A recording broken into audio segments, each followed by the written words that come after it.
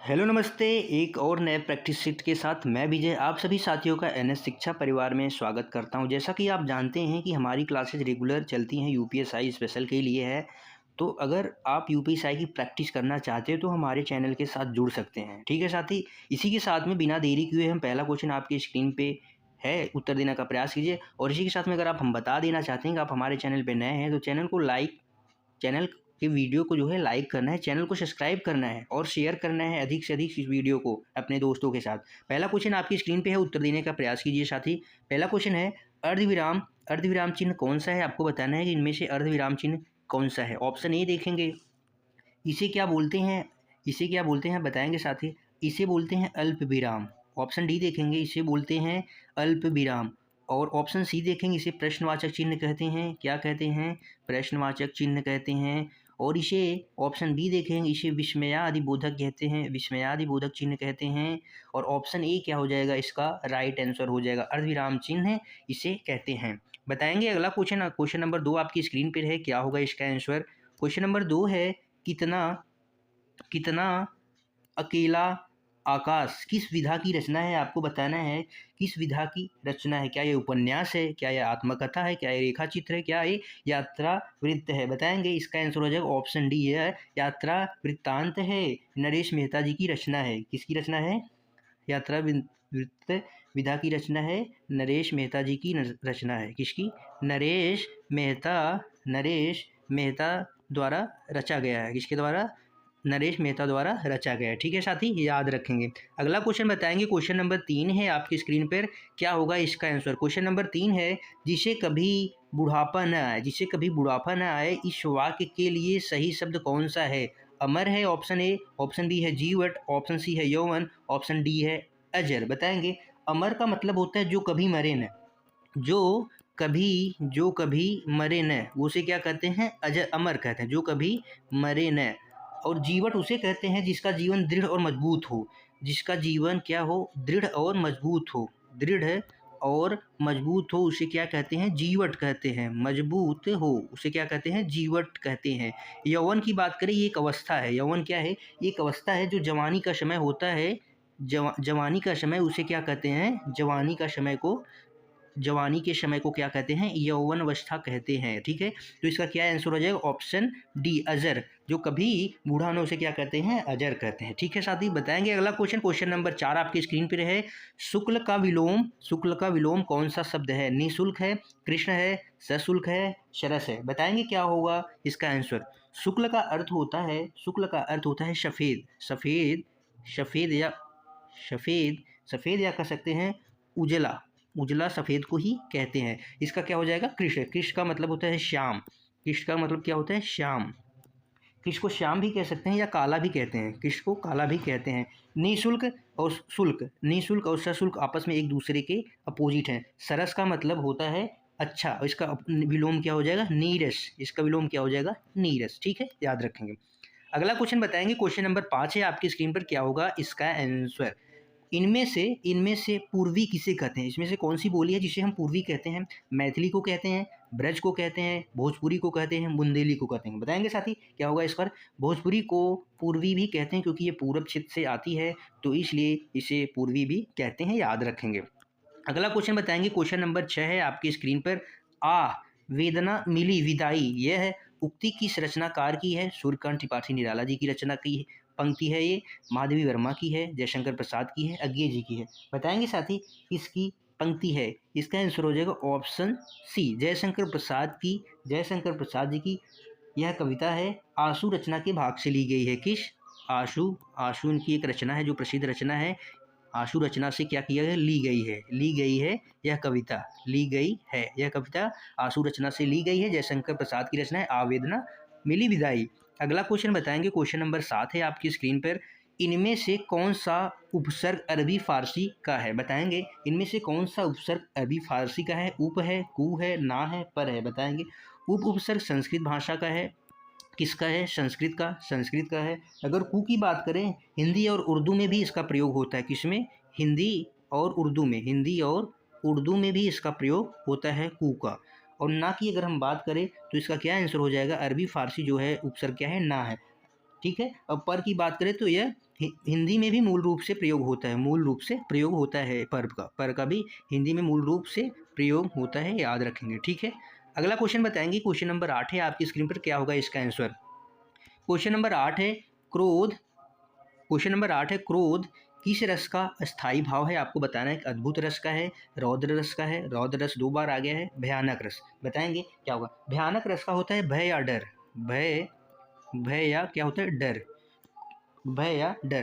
क्रोध का स्थायी भाव क्या होता है, रौद्र। क्रोध का स्थायी भाव क्या होता है, रौद्र, यानी ऑप्शन बी और सी दोनों से। अद्भुत का आश्चर्यचकित या विस्मय होता है, क्या होता है, आश्चर्य या विस्मय, आश्चर्य या विस्मय की बात की आश्चर्य या विस्मय। ठीक है, ठीक है साथी। क्वेश्चन नंबर 9 है, 9 का आंसर बताएंगे साथी क्या होगा। क्वेश्चन नंबर 9 है दंत वर्चस्य महाप्राण ध्वनि कौन सी है, आपको बताना है कौन सी है। महाप्राण घोष ध्वनि, घोष व्यंजन वर्ड पूछा है, क्या पूछा है, घोष वर्ड पूछा है, आपको बताना है क्या होता है। महाप्राण दूसरा चौथा, और घोष तीसरा चौथा और पांचवा होता है। और वर्तस्य, दंत वर्तस्य ध्वनि में आएगी आपको क्या क्या ध्वनि होती है, त, थ, द, ध, न, और इसमें क्या आता है, ल और श भी आता है, क्या आता है, ल और श भी आता है। तो हमारा इसका क्या आंसर हो जाएगा, चौथे नंबर का आंसर ध जो होता है, महाप्राण घोष दोनों है और दंत वर्तस्य भी है। ठीक है, अगला क्वेश्चन बताएंगे। क्वेश्चन नंबर 10 है आपके स्क्रीन पर। क्वेश्चन नंबर 10 का क्या आंसर होगा। मनोदशा का सही संधि विच्छेद है, मनो प्लस दशा, मन प्लस दशा, और मन प्लस दशा, मन होत प्लस दशा। इसका क्या आंसर होगा, ऑप्शन बी, मन प्लस दशा। इसमें कौन सी संधि है, विसर्ग संधि है। कौन सी संधि है, अगर संधि पूछा जाए तो कौन सी संधि है, विसर्ग संधि का उदाहरण है, याद रखेंगे। अगला क्वेश्चन बताएंगे। क्वेश्चन नंबर 11 है आपकी स्क्रीन पे, क्या होगा इसका आंसर। क्वेश्चन नंबर 11 है आपकी स्क्रीन पे साथी कि सुख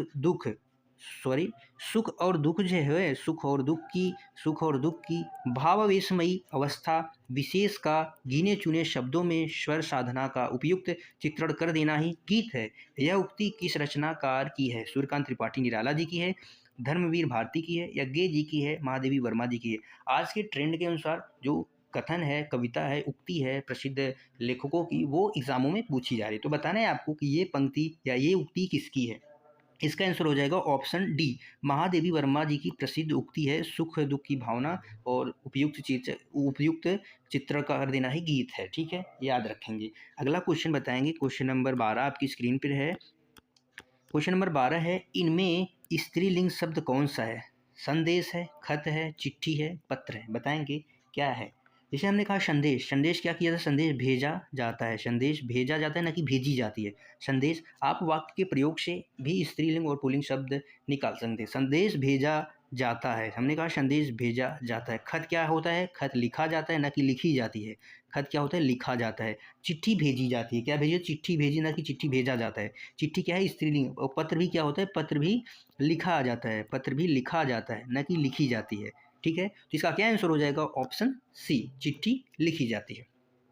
अगला क्वेश्चन बताएंगे। क्वेश्चन नंबर 13 है आपकी स्क्रीन पर, क्या होगा इसका आंसर।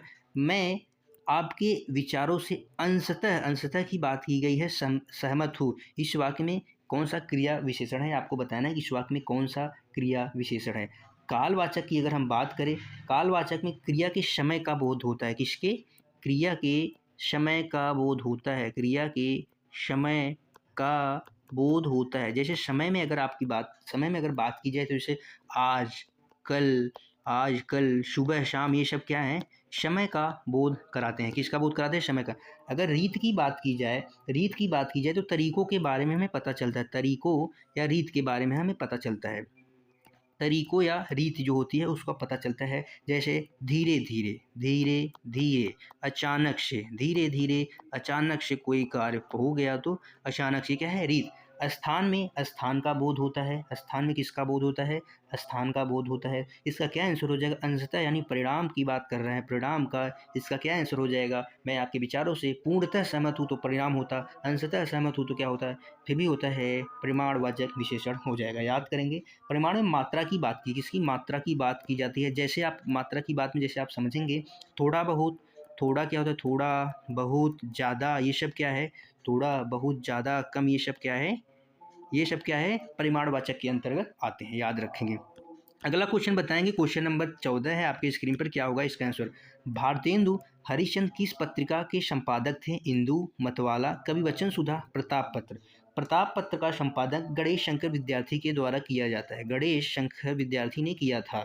गणेश शंकर विद्यार्थी ने प्रताप पत्र का संपादन किया। कवि वचन सुधा का प्रकाशन हरिश्चंद्र, भारतेंदु हरिश्चंद्र जी ने किया था। और कौन से सन में किया था। 1867 ईस्वी में इसका प्रकाशन किया था। भारतेंदु हरिश्चंद्र जी हरिश्चंद्र मैगजीन का प्रकाशन किया था। हरिश्चंद्र मैगजीन पत्रिका का प्रकाशन हरिश्चंद्र मैगजीन के बाद बाला बोधनी पत्रिका का भी संपादन किया। किसका। बाला बोधनी पत्रिका का संपादन भी हरिश्चंद्र जी के द्वारा किया गया। बाला बोधनी पत्रिका, हरिश्चंद्र मैगजीन का प्रकाशन 1873 ईस्वी में किया था। इंदु अगर पत्रिका की बात करें तो अंबिका प्रसाद गुप्त के द्वारा, किसके द्वारा। अंबिका प्रसाद गुप्त के द्वारा इसका प्रकाशन किया गया। अंबिका प्रसाद गुप्त के द्वारा इसका प्रकाशन किया गया था। ठीक है साथी, याद रखेंगे। 1909 ईस्वी में, कौन सी ईस्वी में। 1909 ईस्वी में अंबिका प्रसाद गुप्त के द्वारा इंदु पत्रिका का प्रकाशन किया गया था। अगला क्वेश्चन बताएंगे, क्वेश्चन नंबर 15 है आज का आखिरी क्वेश्चन आपकी स्क्रीन पर, इसका आंसर देने का प्रयास कीजिए साथी। क्वेश्चन नंबर 15 है, बुढ़िया धीरे धीरे चबा रही है, इस वाक्य में धीरे धीरे किस प्रकार का विशेषण है। रीतिवाचक है, परिमाण है, कालवाचक है, स्थान। क्या इसमें कहीं स्थान का बोध हो रहा है। जहाँ पे स्थान का बोध हो वहाँ पे स्थानवाचक होता है।